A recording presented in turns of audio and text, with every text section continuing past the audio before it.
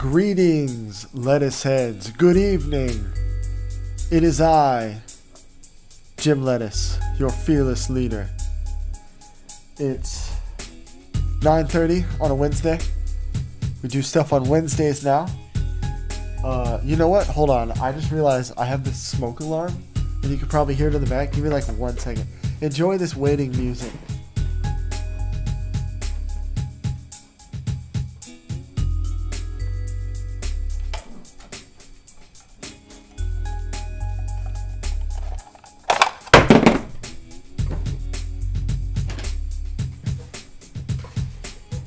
Okay, it's done. I really got to get a battery for it. It's a carbon monoxide filter, not a smoke detector. It's actually more important. But anyways, let's get to it. It's 9:30 on a Wednesday. I'm broadcasting live. Here, let me turn this off. I'm Jim Lettuce, broadcasting live from Temporary Space Studios. Let's start the show. This is the Temporary Space Show. There we go. Hold on. I got this. Boom. Whoop. Boom. Oh. We got new intro music. Do you like it?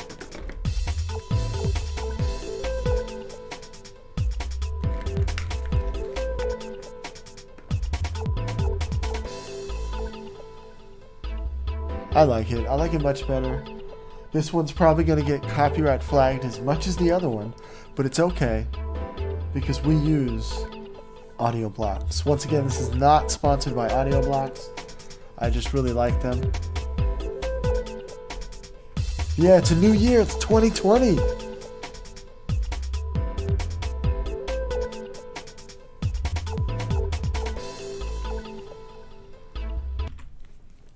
All right. Well, let's get the show started. I got things a bit more streamlined. Slowly but surely, this will become a slightly higher production value show. But this is the Temporary Space Show. This is a podcast. It's audio only, even though there's visuals. But I kind of expect people to play it on YouTube on their phone, like when they're going to work, I guess, or school, I guess. Like I really secretly want this to become like a morning zoo show, but you have to get like other people, and it'll be fine. We'll get there eventually, okay? Baby steps here. Okay, so now it's streamlined, but then I have these new title. I'm using OBS, and I got new hotkeys here. Okay. So what we're gonna do is, you should be able to see my screen. Hold on, let me see here. Gotta look at my notes.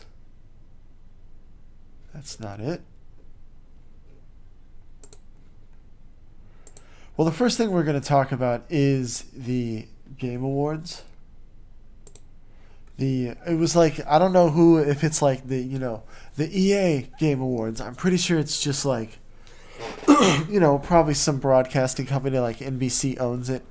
But it's just called the Game Awards, and it shows here. I think I can show you the screen now.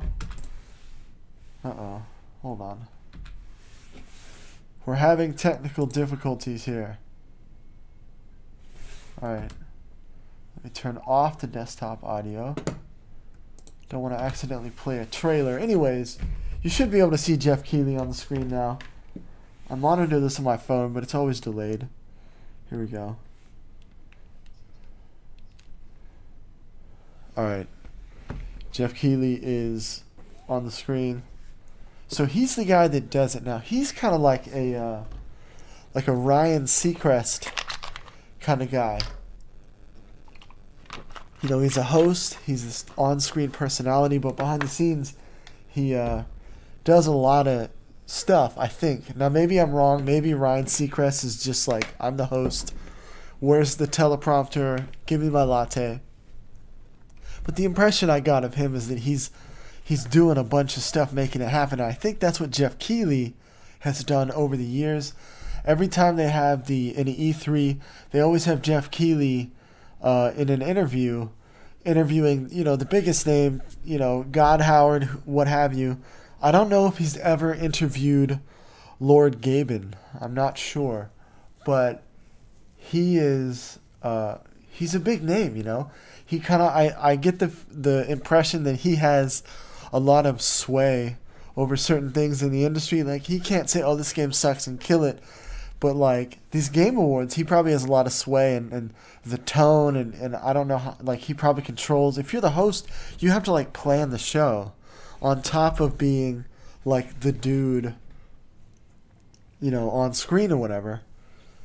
So, but what I want to get at is that the game awards and, quote, award shows are this, they really are, I think they're becoming irrelevant. They seem like such a boomer idea. Like, growing up, I would watch award shows and, like, the Academy Awards and especially the MTV Movie Awards, which apparently they still do.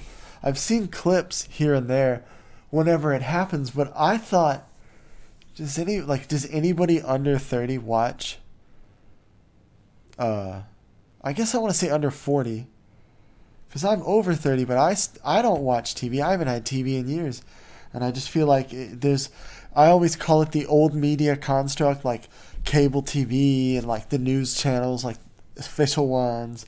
But it's more like, I heard someone say it today on a YouTube video. Well, I can't remember who it was, but it was, they called it dinosaur media. And I feel like award shows are dinosaur media. This idea of this one official list. Now, obviously, we still have lists. Things like BuzzFeed, official millennial type things like BuzzFeed. They have lists. So I'm not saying the idea of having an official list is outdated, but having this award show where they have like musical performances and what's the word? It's gaudy. It's just so like something old people would watch. You know what I mean? Like, if you watch news reports, they'll report on the most mundane things and make a big, show out of it. And it's kind of weird, like this event of things that are just regular. And it is that dinosaur media idea of like there's not that many news channels. I mean, there was a lot of news like when I was a kid, but there was kind of like the official ones like NBC or Fox or CNN or whatever it was. There just wasn't that many, but now there's like a billion news channels on YouTube. Like, I get a lot of my news from Philip DeFranco specifically. Like, you could argue that he is the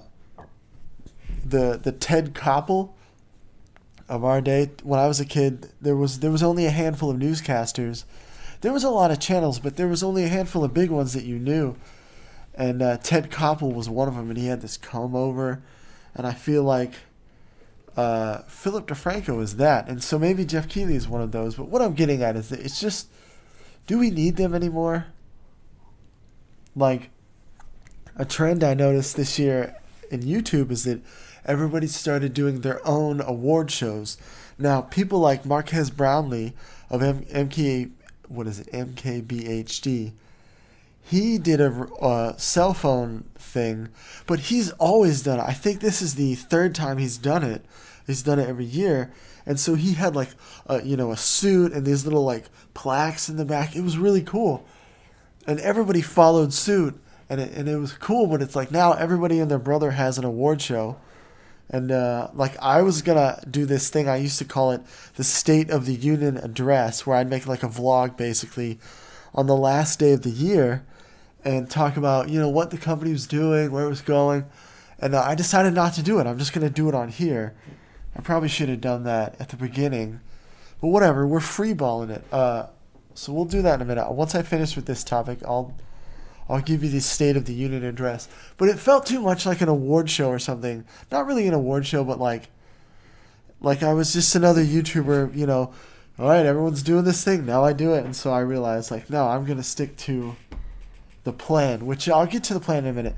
But, yeah, Jeff Keighley, the Game Awards. It was cool, but it did feel out of date. It felt like the musical performances were very, it just, I don't know. I don't like it anymore. I'd rather watch some smaller YouTuber do it. You know what I mean? So that's my 2 cents on the Game Awards. Now, the next one we're going to talk about is Xbox Series X. Now, let me check my notes. I don't care if you see my notes page. It's literally just a bullet point of what I talk about. Okay. Alright, now before I go into the next topic, I guess I'll do the State of the Union address. I should have queued up this music I have that's like this presidential music, but whatever. We're just going to do it, okay? We'll do it live. That's a reference to, I don't even know his name. Never mind. It's this guy, he had this radio show. He's since been ousted from his seat of power, but there's this like outtake where he gets really mad and says, F it, we'll do it live. What I should do is queue up these clips and just play them instead of talking about it. But, okay, so I'll do the State of the Union address now for Temporary Space Studios. It'll only take a minute. So last year, I tried to focus on gaming and vlogs, and I did the gaming a lot better.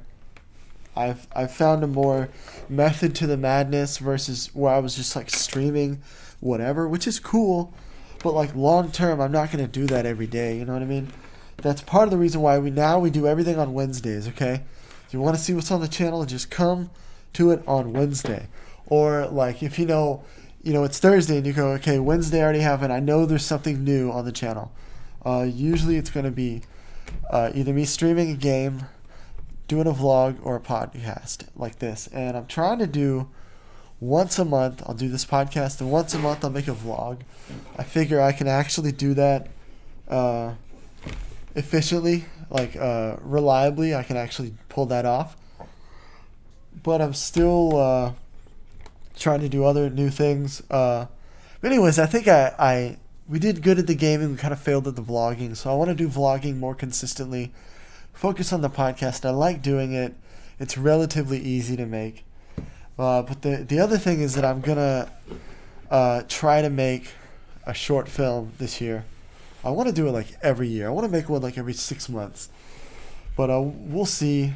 I might set up some kind of Patreon or donation or Kickstarter connected to it. But this will be like a while from now.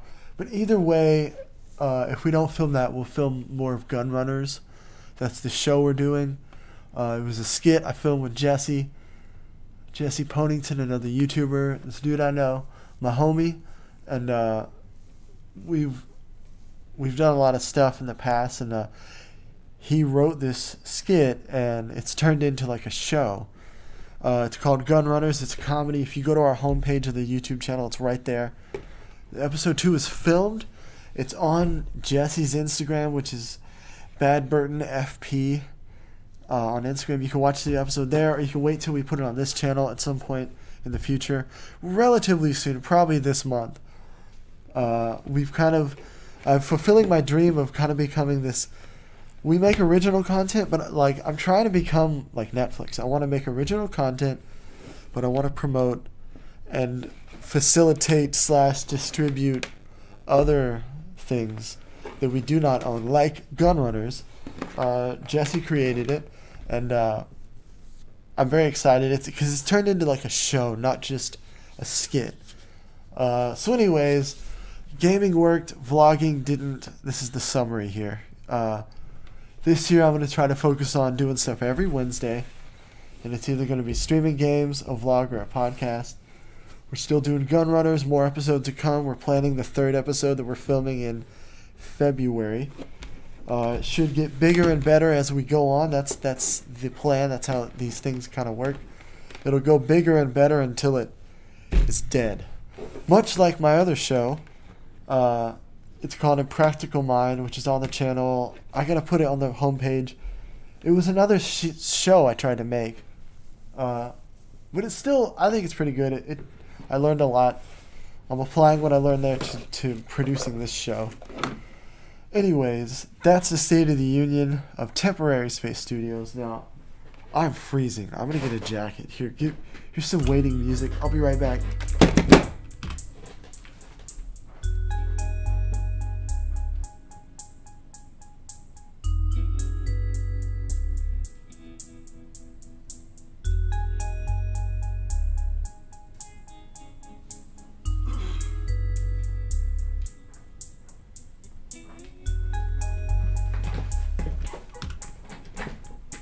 Alright, I'm back. I think I can't tell if I turned off the screenshot or not. Anyways, now let's get into the next topic, the Xbox Series X. By far the biggest announcement at the Game Awards was the Xbox Series X. Now, we need to go through a backstory first, okay? If you've been living under a rock, the last console generation for the last 6 years was the PlayStation 4 and the Xbox One. And what happened was Xbox, they led with a strategy of, we're going to make a media center that you have in your living room. And it had this HDMI in and out so you could route your TV through it like a DVR. And it had everything geared towards that. Now, the problem is everybody hated it. Looking back, it was a good strategy. It's just too soon. Like, that's what we're basically doing with everything, is making it like a media center. What they should have done is not do it now, not do it then. I don't know, maybe it's too soon still, but I know that's where everything's headed. But so what happened was, and then you couldn't trade games because they wanted it to be like Steam where you just buy it on your account, and it didn't work. Everybody hated it, and it was way too expensive with the Xbox Connect that failed, which was actually really good technology, but it just failed because nobody liked it. And hold on, let me make sure you can hear me. All right, it's working. Okay, I'm paranoid, you see.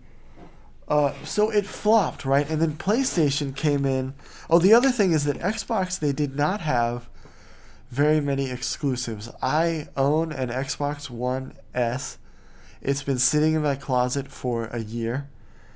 I broke it out one time and then I put it back because there's nothing else to play. And whatever I want to play, I can get it on the PlayStation, period. So they had no exclusives and their strategy was just incorrect. PlayStation, Sony, on the other hand, they came hard with the PS4. The PS3, which it was so hard to develop for, they went the other way, made it easy to develop for, and they had strong exclusives like Bloodborne and Uncharted, and PlayStation won hands down last generation. However, it's over. This is the new generation, and what happened before was, I think, PlayStation beat Xbox to the market. I might be wrong. They beat Xbox to the market, and I think Xbox did go first. The point is, this time, Xbox beat PlayStation to the market. They came out first. Their console is superior. They kept saying the codename was Xbox Scarlet. This was the next console, right? And they were saying that it's going to be the most powerful console ever created. And I think it is. Mostly because, see, look at the form factor. This is a PC. It's the box shape, this vertical, that we know. Here's the thing. We know there's a vent with some kind of green LED, obviously, because Xbox. But this is a superior design. This is like the old trash can iMac computer, like the iMac Pro, like, 7 years ago or something, or 10. It was like a little trash can, and that's actually the best way to do it. And that's partly why the PlayStation 5 has that weird opening on it. And I think the Series X is going to be more powerful, period. And they beat him to the market. We know they have a better, because the specs have leaked for both of them. These specs are basically leaked. I know the PlayStation 4 specs are pretty much mostly known, and this one's going to be better.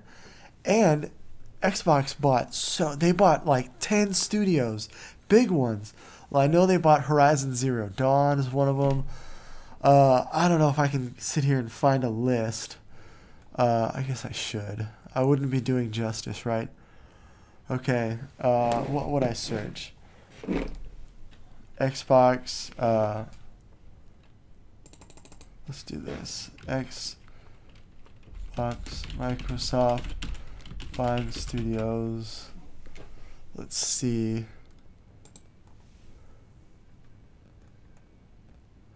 I can't find a list. This is killing me. Here we go. Here we go. Thank you, Google. They bought Obsidian. They did Outer Worlds.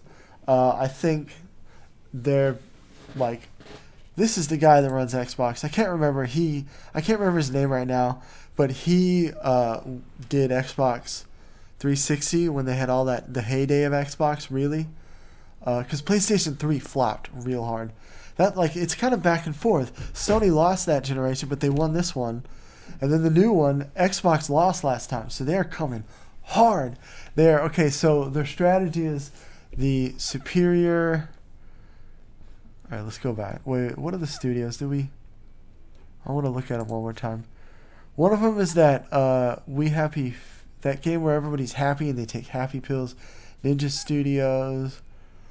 The point is, they have a lot of exclusives now. Not to mention the new Halo that's coming out, which made Xbox basically for a long time. That's what Gears of War was supposed to replace Halo, because Halo 4 kind of sucked. Nobody liked it. I didn't like it. Or maybe Halo 4 was cool, but 5 really sucked. But let's go back to the Xbox form factor here. How many things did I click on? Here we go. So they have a winning design. They have exclusives. They beat Sony to the market.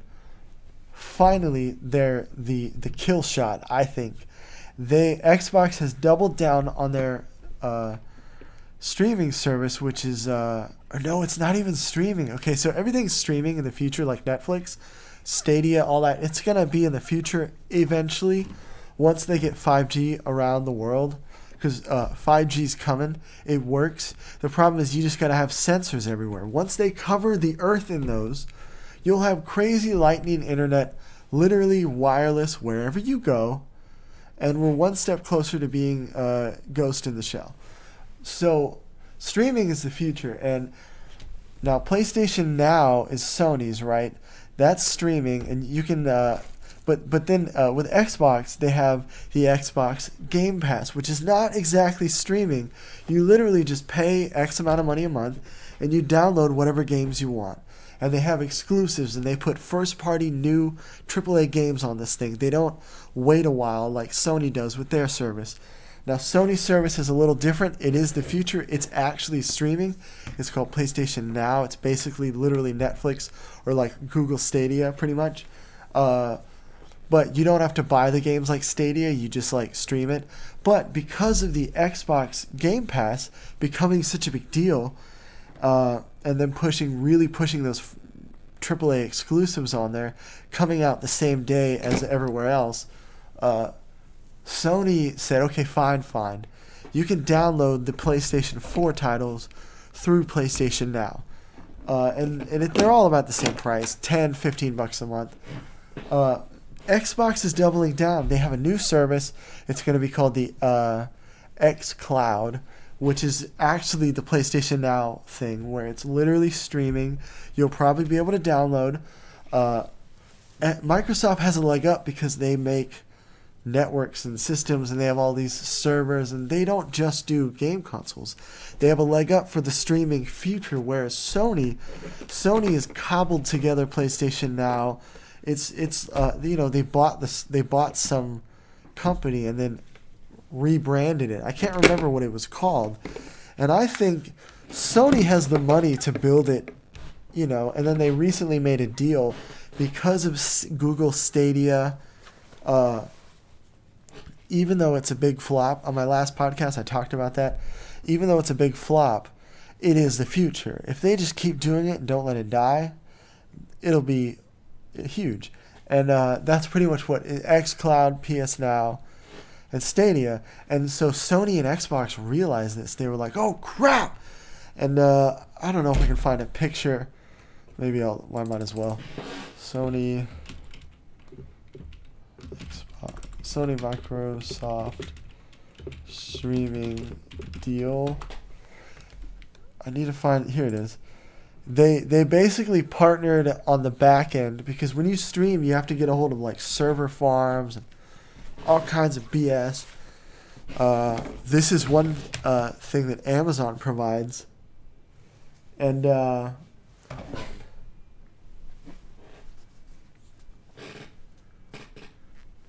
sorry, I'm worried that I'm sick. I hope I'm not. Maybe I'm just cold. I was sick and it was really bad, and I really don't want to be sick again.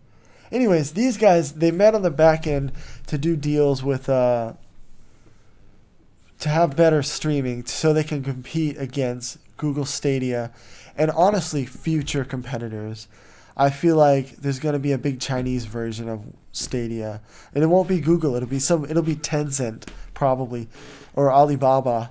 Well, Alibaba is basically like Amazon but China, and it's so big. These corporations are these things are bigger than Walmart. You know, like Walmart is crazy.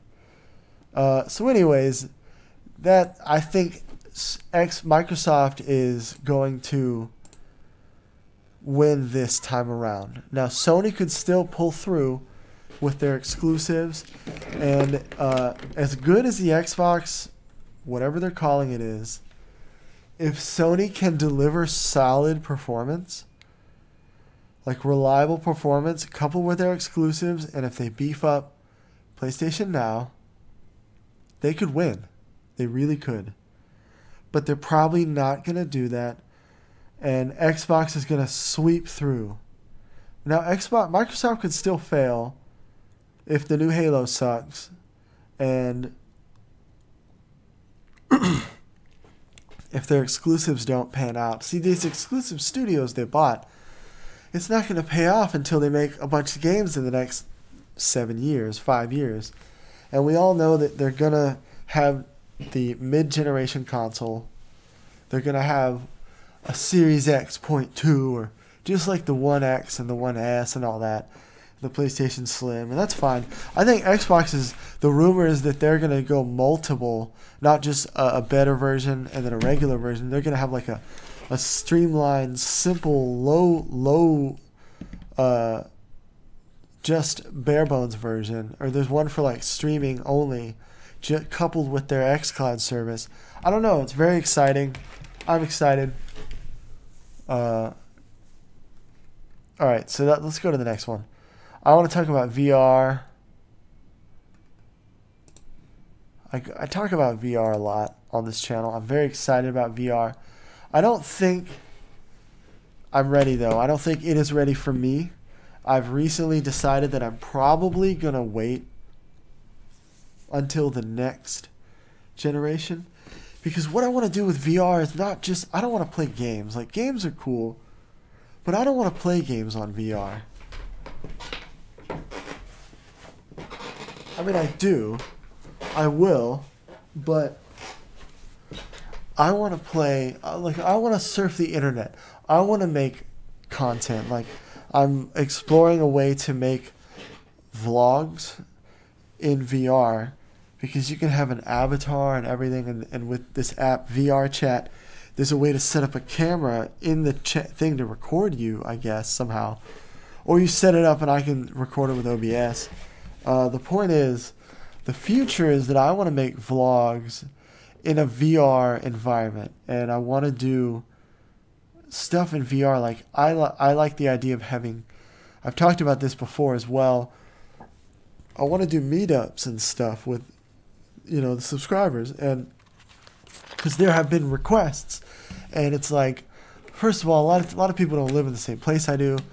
I don't know if I want to go meet people in person. I wouldn't say I'm shy, but I've learned in the years growing up that I don't know. I don't like hanging out with people. I want to come home, play my games, watch YouTube, and it's like we can hang out. I'm not really a shut-in.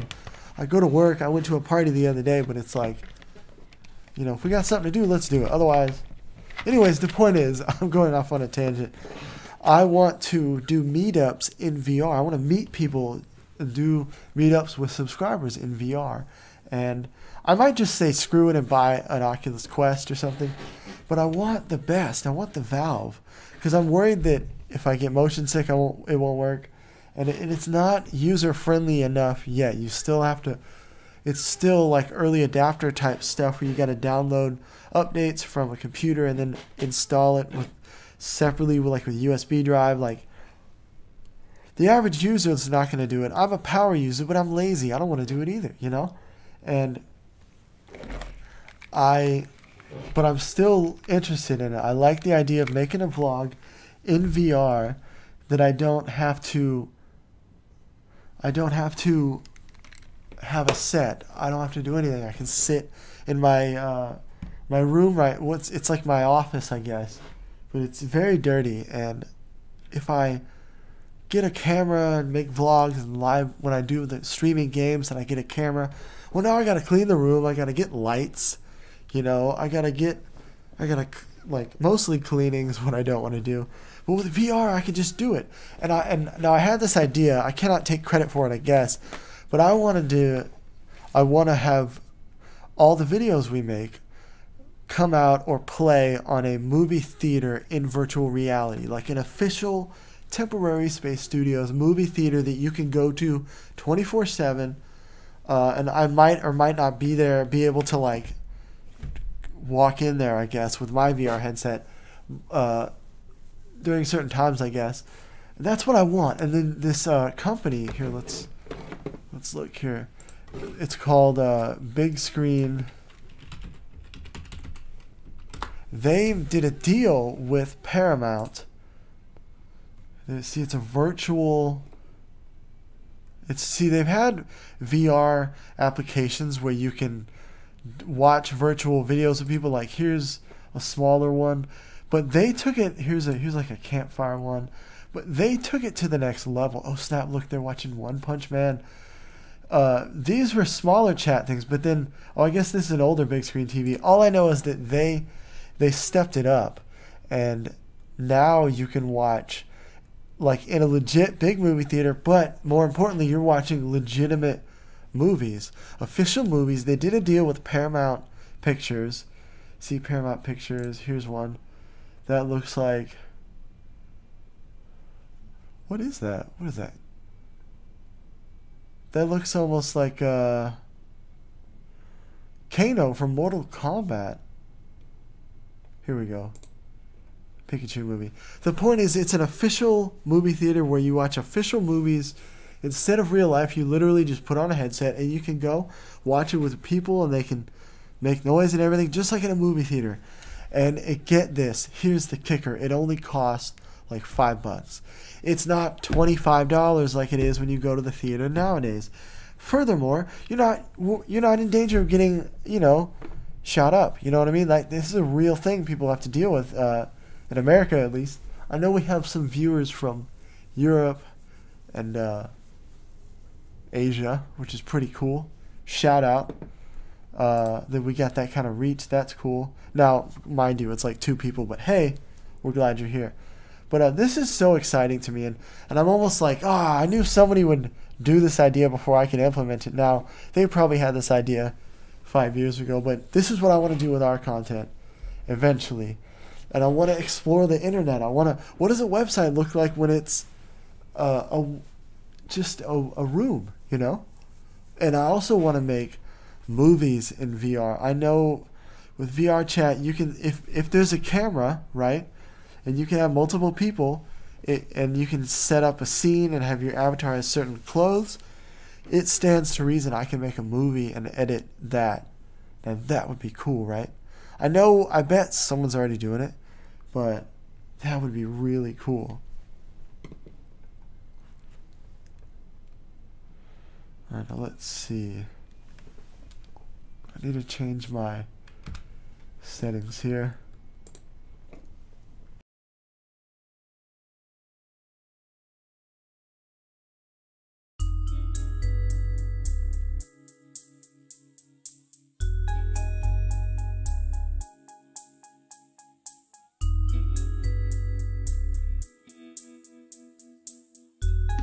Okay, I'm back. Settings have been fixed. Let me go back to the screen. I like to keep these up so that when people are scrolling through and they're like, oh, I lost my place, or I want to know this topic, when they get to that visual on the screen, you can just find it. So I'll try to stick to this instead of just showing my logo the whole time like I did before. So anyways, VR, I want to do stuff on the internet. I want to surf the web. I don't really care about games. I'm excited about it, but I might have to wait till the next generation of VR headsets, which will be realistically 3 years from now. You know, it'll be a new Oculus, they're probably the HTC or the Valve Index probably won't have a new version. They might have a slim version or something, or a pro version, but they won't have a new, you know, proper version until probably 4 years from now. That's my prediction. But, you know, I'm just calling it here first. Now, let's get to the big one, the doozy. Star Wars, Rise of Skywalker. Okay, now I'm gonna go through it a little bit with no spoilers, and then I'm gonna give you a big announcement, saying, "Hey, spoilers coming up," and I'll try to do that.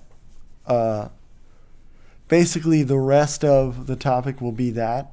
So when you're scrolling and you get to the next one's the Fallen Order Star Wars game. So I'll do the spoilers are at the end of this segment. There you go.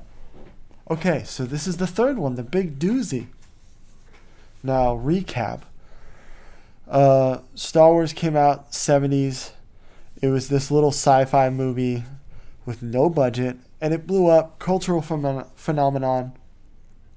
George Lucas wrote one of them, produced all of them, never directed the first 3. Now, it does have his name above the title because it was his idea and he came up with it. And then, 10 years later, when I was a young boy, they came out with the prequels, which were critically panned. And they made a lot of money, though, and they did a lot of influence on the industry. The prequel Star Wars. Let's pull that up. All right, so we'll do original Star Wars trilogy. Let's see if we can get a picture of all 3. So that's not good. Here we go. This is the original. Okay. Let's see if I don't know how to make it. I guess I have to go to the website. I don't want to go there. I don't know what's on that website. Anyways, the original ones in the 70s, right? Made lots of money. Empire Strikes Back is widely known as one of the greatest sequels. Return of the Jedi brought it home. It was a big deal, right? Now, I remember watching these on VHS when I was a little baby. Not a baby. I was a young child. And or I guess I was watching this one. I remember the snow. And I really remember the little furry Wookiee. Not the Wookiees. The little bear things. Anyways, okay, so and then they made the prequels. Now, this is what I was actually into. I was around when these came out. Like, I was aware of the world. Prequels.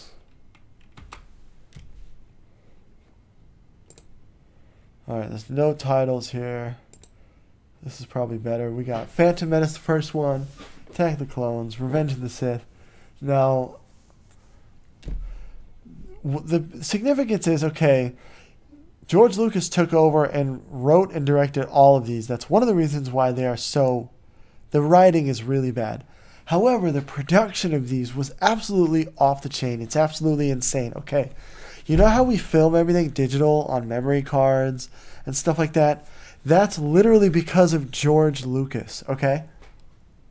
This was before RED cameras ever existed, okay? RED was inspired by George Lucas's moves in the industry, okay? George Lucas, okay, but before this first movie, okay, what was it? Phantom Menace release date. 95. Oh, my poor computer's died. 99. Okay.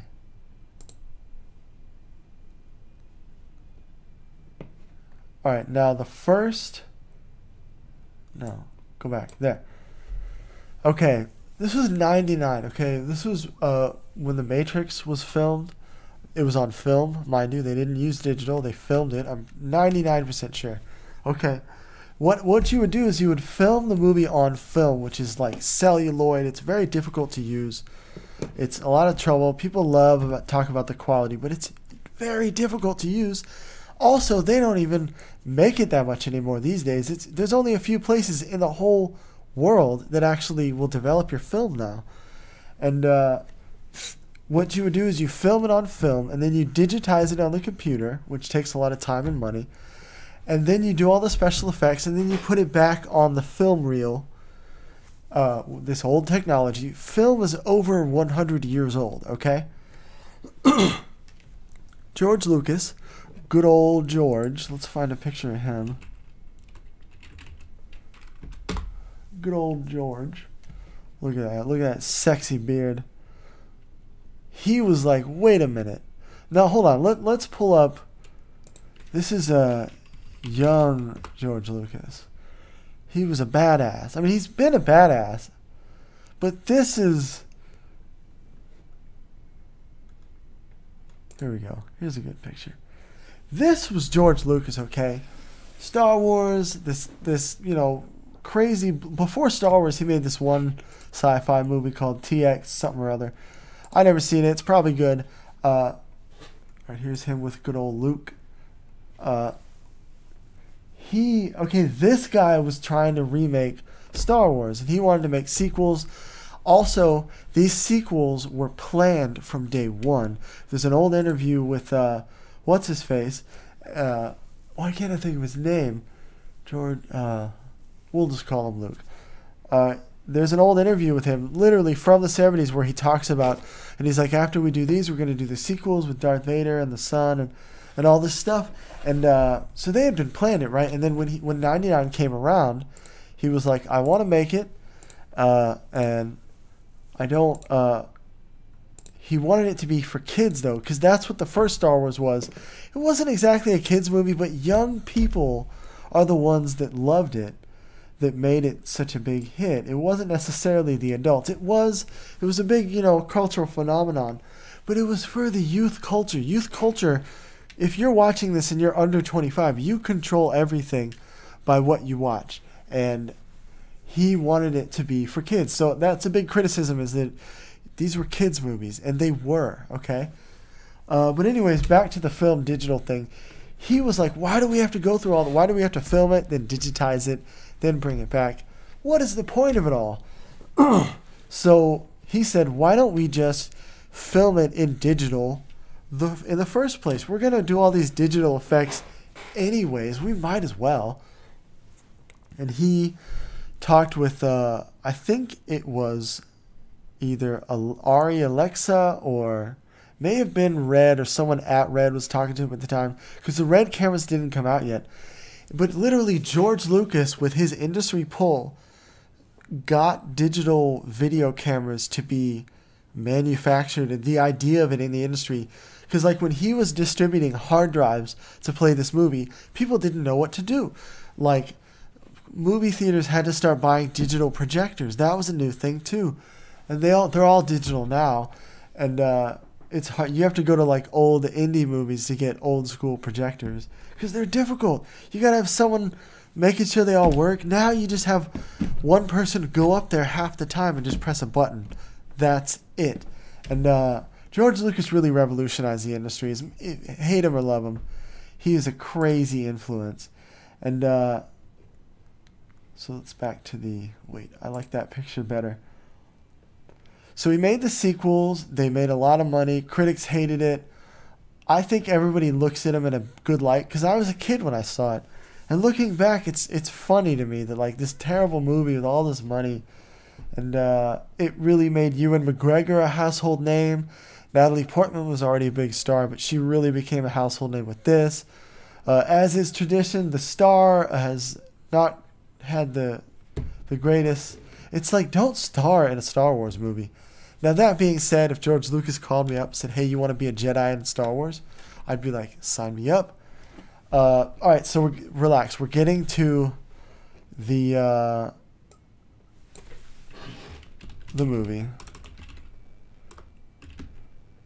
Rise of Skywalker. Okay, so now fast forward another 10 years or whatever, and they're like, okay, we gotta have a new one. We gotta reboot it, and they called J.J. Abrams. Well, I'm tired of going back and forth. Let's go to. Okay. This guy, he did the Star Trek reboots. He did the show Lost. He's a hardcore producer. He did the Mission Impossible when they kind of rebooted it. I think it was Mission Impossible 3. That's when Mission Impossible became like this hardcore adrenaline. It was already before, but Mission Impossible 3 became it, like they took it into high gear, and it became what it is today. This like Fast and Furious-esque franchise that always one-ups itself. And so he took over the first one. So let's do Skywalker Trilogy. I need a picture of all three. Here we go. Thank you, Internet. Okay, so these are the new ones. Force Awakens was the big reboot. A lot of people said it was way too similar to A New Hope, which was the first one of the 70s. Which are known as the sequels. This was very similar. Small town kid gets caught up in a big war.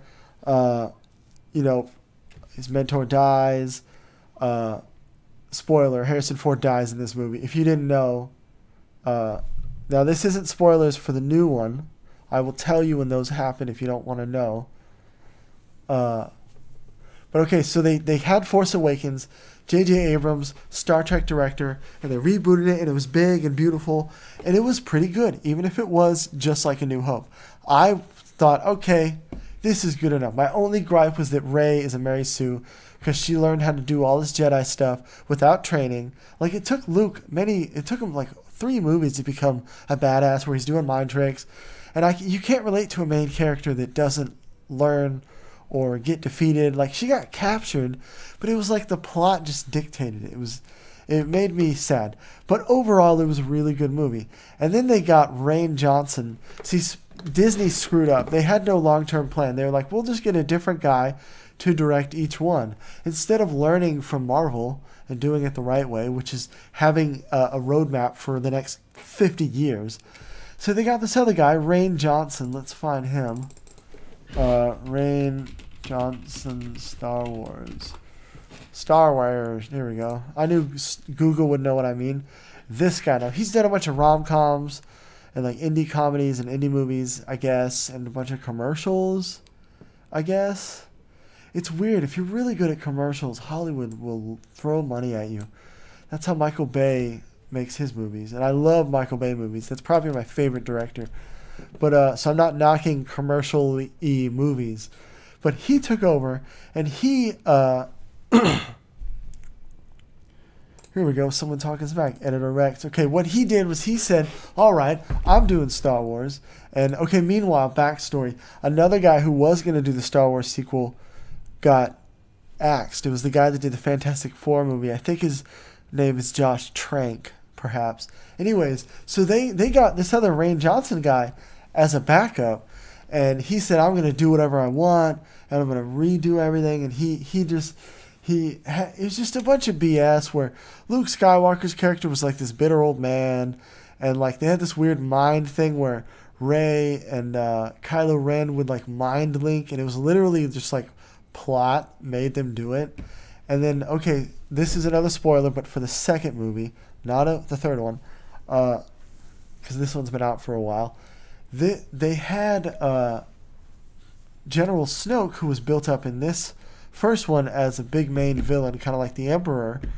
You know, the Emperor 2.0, and I was like, okay, Andy Serkis, motion capture, Professor Snoke, weird deformed alien dude. Hell yeah, I'm in.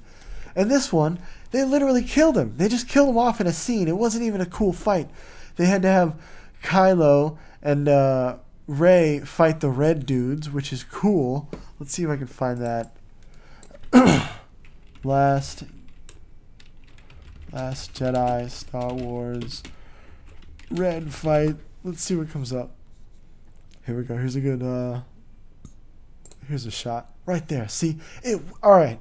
I'll give them that. It was a cool scene, but don't pay too much attention to the choreography or you'll see these dudes waiting for their hits. Now that, granted, it's really hard to make ooh, this is a good shot. Look at that. Oh, that's like a rendering. Cool. Look, he looks like he's about to take a dump. Anyways, like they had this big fight, and then they had a moment where they were gonna like be friends for a second, and I thought, holy crap, this is awesome. And then they didn't. They Rey and Kylo, they're like, actually, we hate each other anyways. And I thought that was good writing, but I was just mad that they killed Snoke so fast. And that made me mad. And then, so we're doing a whole Star Wars history here. Okay, I'm getting to the new one, okay? So everybody hated it. It didn't even make that much money, and it made Disney question the lady Kathleen Kennedy, I think that's her name. She's in charge of Star Wars, appointed by George Lucas. When he sold Star Wars to Disney for $1 billion, he said the caveat is you got to take this lady. And she had done stuff before. I think they got too woke with the franchise, and that's part of what killed it. But also what killed it is that people just didn't like the movie. And then, you know, it was also, I don't know, there's a whole scene with Poe where they're like throwing him in prison literally for asking questions about the plan.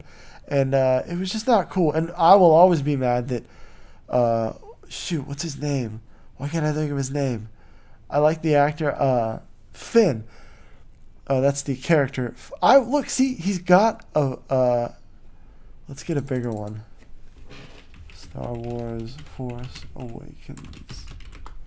He literally has a lightsaber in the picture. Look, I'm so mad that he's not a Jedi. Why can't him and Rey be Jedis? Like, that's what I was so butthurt when they said Rey is a Jedi. Because, like, Rey is cool. Like, I don't mind having Rey as a Jedi. I like the actress. You know, it's fine. It's not that. It's just that, like, Finn was the more interesting choice of who a Jedi would be. And I don't think, why not have them both be Jedi? Maybe he figures it out later in the movie. Why not, right? Okay. So that's the lead up to the new Star Wars, okay? So the new one, JJ did it. Rainn Williams took over, flopped. JJ came back. JJ Abrams came back to direct this one. And it's a real doozy. Now let's get a big one for that. Star Wars. Now look at this cover. This is like the worst fan art. This is the official poster. This is like some bad fan art you would see on Reddit. Okay, this is the official poster. Now, I'll do a light. We'll get into it, and then I will give you a warning for spoilers. They're not here yet for this one, okay? So, JJ, what he tried to do, you know what? I need to wet the palette. If you want to take a break, I don't know how long it's been. But, go, if you want to take a break, I'm going to get a soda for like 1 minute. I'll be back.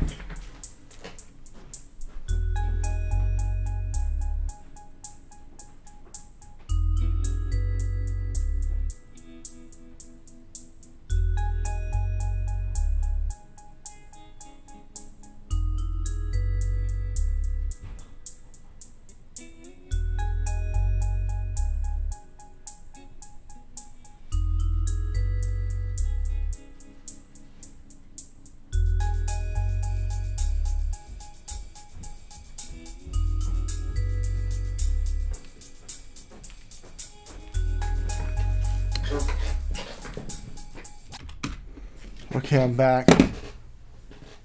Hopefully you heard waiting music. I don't know if it's back or not.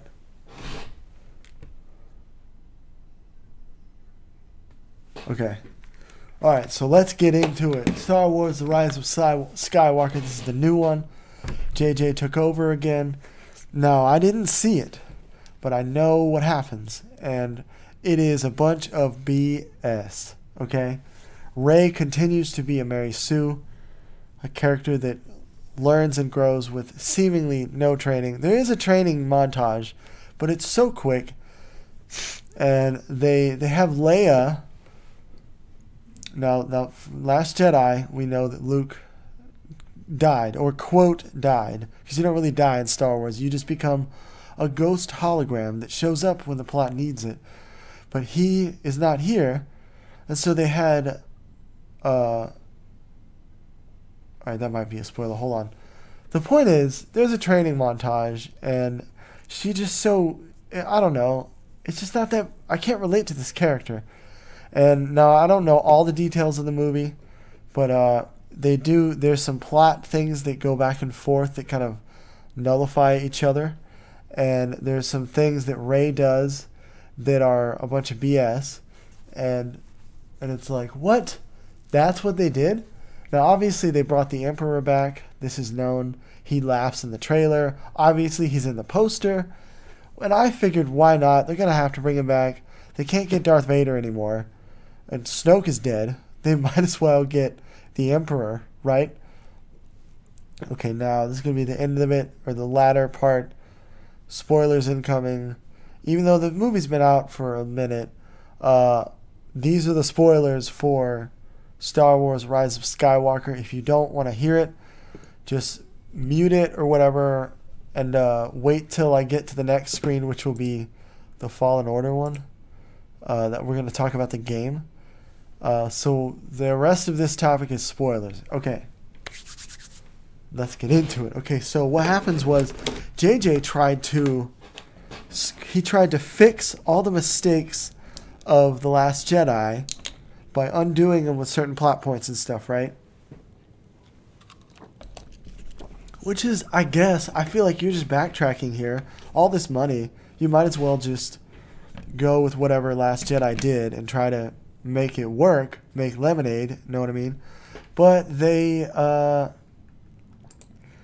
he didn't do it. I heard he fit like 3 movies in here. He tried to fit a movie that fixes Last Jedi, but he also tried to fit his original, like, 3rd or 2nd movie that he was trying to make. And then he also makes, like, the 3rd official movie. It's because, like, literally there's plot points where, like, oh, we got to go here to get this thing. Oh, no, we got to go here to get this thing. And the pacing is so fast. People are like, what's going on? And your average moviegoer, you know, common denominator, the kind of audience they're trying to get here, because they want that, you know, world appeal. Joe Sixpack, he's like, what? I don't understand. What's going on? You know? And my dad was saying that, well, he doesn't have an accent, but he's definitely like an older person that would go see Star Wars in the theater. He went on Christmas Day. And I was like, no, I don't want to go on Christmas Day anywhere because it's all busy, especially the movie theater. For, you know, because I also heard that it sucked. Here's a good one. Why is it so small? There we go. There's a good one. And then, like, I know that the whole movie, Finn still loves her, which I thought was a good dynamic. But it's like, all right, it's the 3rd movie. Are they going to get together or not? I know that he rejected the Asian girl that made out with him. She basically, like, forced him to kiss her at the end of Last Jedi. I know he kind of gives her the shoulder. And a lot of people, including the fan fiction, want Poe and Finn to be, like, into each other. Which I thought would be funny. You know, like, that would be hilarious. And also, like, it would just be fine. But Disney's not going to do that. They're not going to take that kind of risk. And then, because it's Disney, you know, as woke as Disney wants you to think they are, they're not going to take that kind of risk. And then, you know, they brought back, what's his name? He's so old, like, I don't know. And then there's horses in it. Like, why are there horses? It's a space movie. Now, if they're on a planet, sure. But, like, horses, really? So, I don't know. And then they basically fight on the fallen Death Star. And then the Emperor shows up. And he's basically like Akira. He's like half machine now to stay alive. And it's crazy. Hold on. Rey literally has like God power, Mary Sue powers in this one. Because her and Kylo, they're fighting the whole movie, apparently in the rain. The whole trilogy, they're trying to kill each other, right? And at one point, she kills him, right? She wins the battle.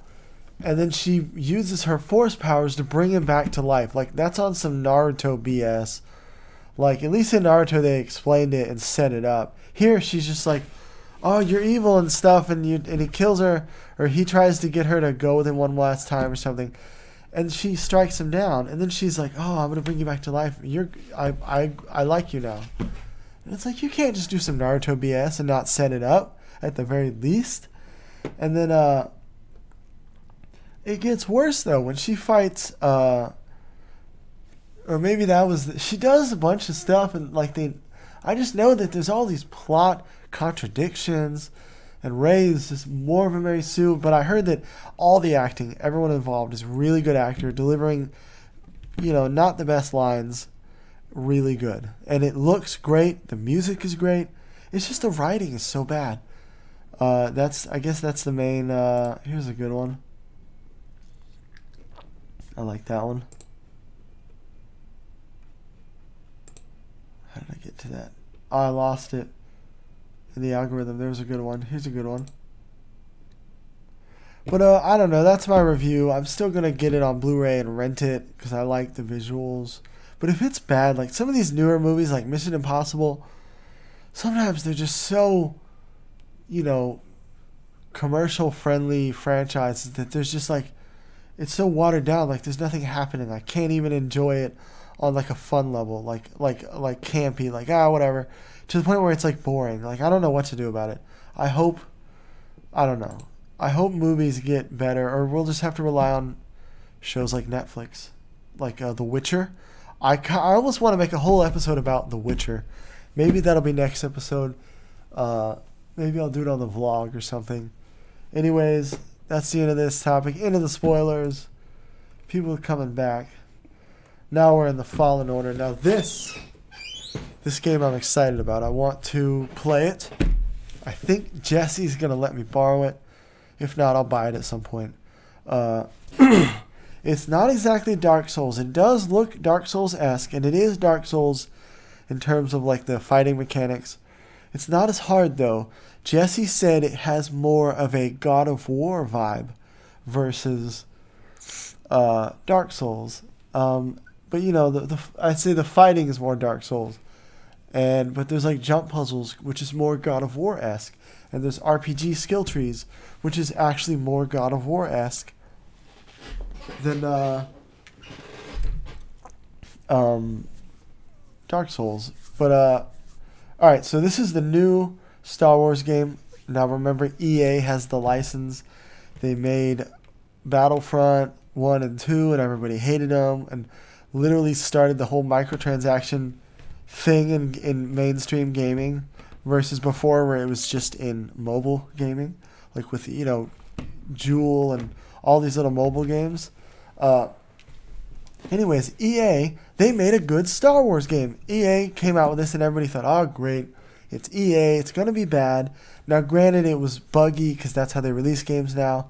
It was very buggy, but it's good. The writing's good. Graphics look good. It's relatively solid gameplay. I want to play it. I want to have mainly what sold me is because I don't want to do jump puzzles or Dark Souls type stuff.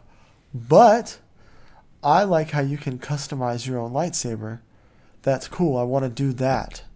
I really want to do that in games. And I wish they had like a MMO. I guess they have that, right? But it's not on PlayStation. I want like a console ESO type MMO with Star Wars where I can be a Jedi and have my own color lightsaber and wear whatever, right? That's what I want. Here's a good shot here.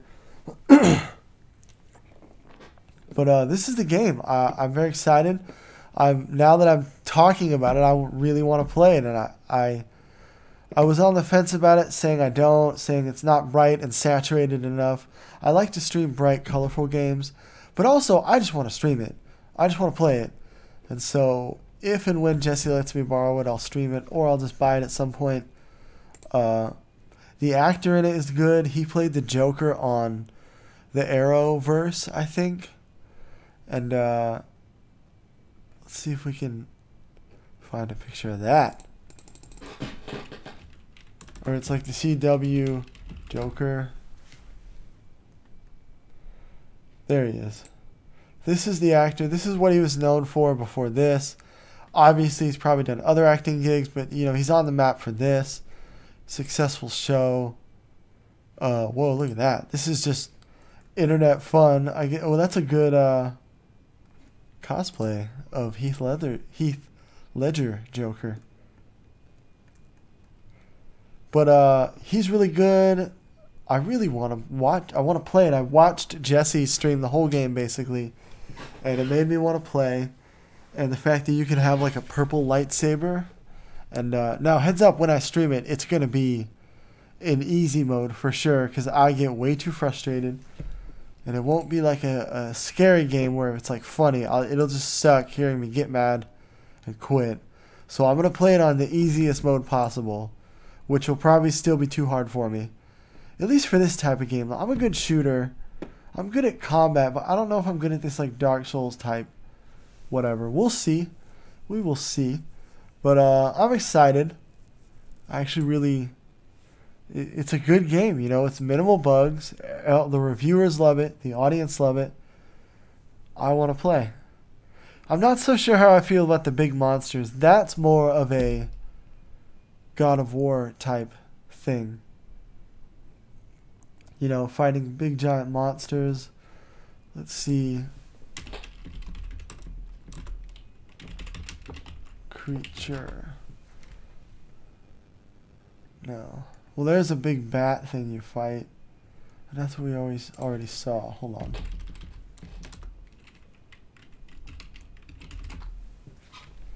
Creature. I don't want the... Here's another one. Ugh. This one... I think that's the same thing. This is... I know this one's a real difficult one that sucks. This guy. I don't know. I want to play. Check out Jesse's channel. He streamed it. I'll put a link in the description. Oh, here's a spider. I kind of want to play. Look. Oh, look. There's your purple lightsaber. Right? That's what I want. I want a purple lightsaber, and I want to have him dressed in cool. I don't know how different the wardrobe is. I think it's just different colors. And, you know, and I like the little robot dude who's like he kind of functions as a game. Here's a better picture. As a game mechanic, but also it tells the player stuff, like to substitute for having an interface, because it's a relatively clean interface, which is cool. And what I want to do is I want to try to go through the game without... I don't want to use the double. The double's cool, but that's too cliche, you know? I want to be a badass, you know, traditional Jedi, I guess. So yeah, that's Fallen Order. I guess there's not as much to say about that one, other than I'm excited to play it. I'm going to try to bother Jesse. If he hasn't already lent it to one of our friends, I'm going to stream that. I'm starting to think streaming games might be better like a vlog, where... Because I used to vlog every day and every week, and I've learned that it's more... You get more out of it personally and professionally when I vlog around an event. Like I'm going to cut my hair in this like weird way, and I think that's going to be the vlog this month. And you get better results. And so maybe I'm better off streaming games, going through like one-player games, like this guy, you know, part 10. Like I'll go through, here's part 1, 2, I don't know. Or maybe I'll just play whatever next Wednesday. We'll see. I might even stream tonight. I don't know. But yeah, I better end this before it goes too long. I don't even know. Let's see if I can see. What's my time? What's my stream time? It's not giving me a time. Well... Oh, here we go. 1 hour and 10 minutes. Nice! I was worried it would be a half-hour show.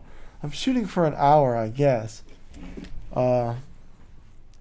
anyways, well, that's the show. Thank you for watching. Let me put up my title card. There we go. If you've stuck around long enough, we really appreciate it. This is the Temporary Space Show. We have a website.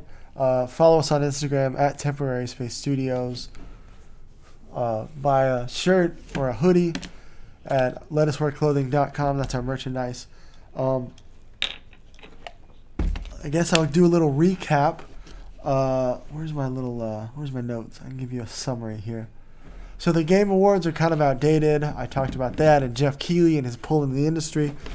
I covered the new Xbox, the name change. It's a little confusing what I think about it. I think Xbox is going to win this generation. I think PlayStation might win, but they're probably going to lose. I want to do VR. I want to stream in VR. I want to do vlogs in VR, surf the net. I don't care about games in VR. And I think I'm going to wait till the next generation. And then I did a lot on Star Wars. I went through the whole Star Wars saga anyways, and I talked about the new Star Wars, how I don't really like how Ray to Mary Sue and J.J. Abrams, the director, he screwed the pooch on this final entry in this latest trilogy. And then the new Star Wars game, Fallen Order, I'm excited about it. I watched Jesse Ponington do it, and I'm probably going to stream that next. I might stream something tonight. I might do some Overwatch with the homies, so stay tuned, I guess. Again, I also went over the State of the Union address for the Temporary Space Studios. We're going to focus on doing stuff every Wednesday. I'm going to try to do a vlog and a podcast consistently every month. And I'm currently planning to make a short film at the end of the year. We'll see where that goes. We'll see if I start some kind of Kickstarter or not. Probably not. Anyways, that's the show. Now let me get you a good. Here we want. Let's we're gonna go out with the Lettuce Head logo, but this is Temporary Space Studios. I'm Jim Lettuce. Thank you for watching. We do stuff on Wednesday. Follow us. Buy stuff. Yeah. Now I'm gonna go out with the song here, our new intro/outro song. But yeah, anyways, I'm Jim Lettuce. Drive safe and shit. No, damn it. Once again, I screwed up the landing here. Yeah, I'm Jim Lettuce. There you go. See you next time. Drive safe and shit.